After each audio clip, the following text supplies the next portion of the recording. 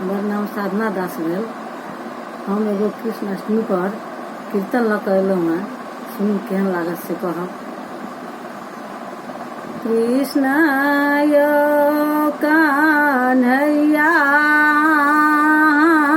कोना कबी सरी गेलहुँ, कोना कबी सरी गेलहुँ।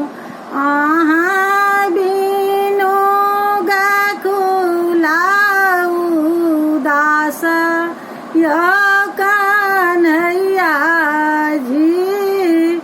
अहाँ बिनु गकुला उदास यो कान्हैया जी। घरे घरे दादी माखन आबा के चोरे ताई, आबा के चोरे ताई। भोरे उठी उल्हन के सुने ताई या कान्हैया जी।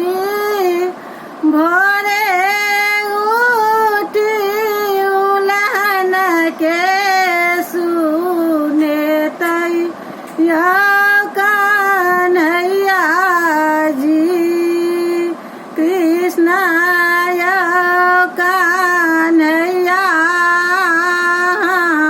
कोना कबी सरी गेलहुँ, कोना कबी सरी गेलहुँ। अहाँ बिनु गकुला उदास यो कान्हैया जी। अहाँ बिनु गकुला उदास यो कान्हैया जी। कदमा का डाली पर झूला के झूलताई, झूला के झूलताई। बसिया सबद के सुने ताई या कान्हैया जी। बसिया सबद के सुने ताई या कान्हैया जी। वृंदावन में गैया के चारे ताई, गैया के चारे ताई। ग्वालिन संग रास के रचेतई या कान्हैया जी। ग्वालिन संग रास के रचेतई या कान्हैया जी।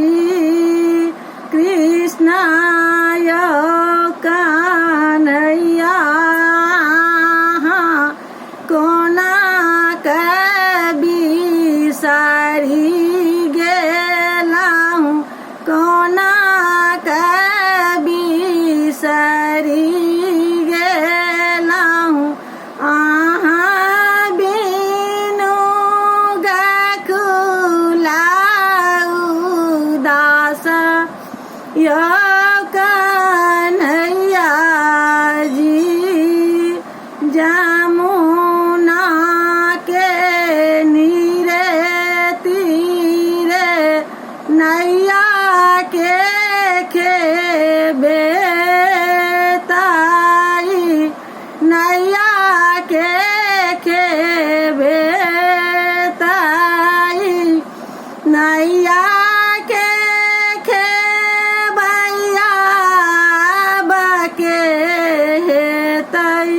या कन्हैया जी नैया के खेबैया बके हे तैया कन्हैया जी कृष्ण या कन्हैया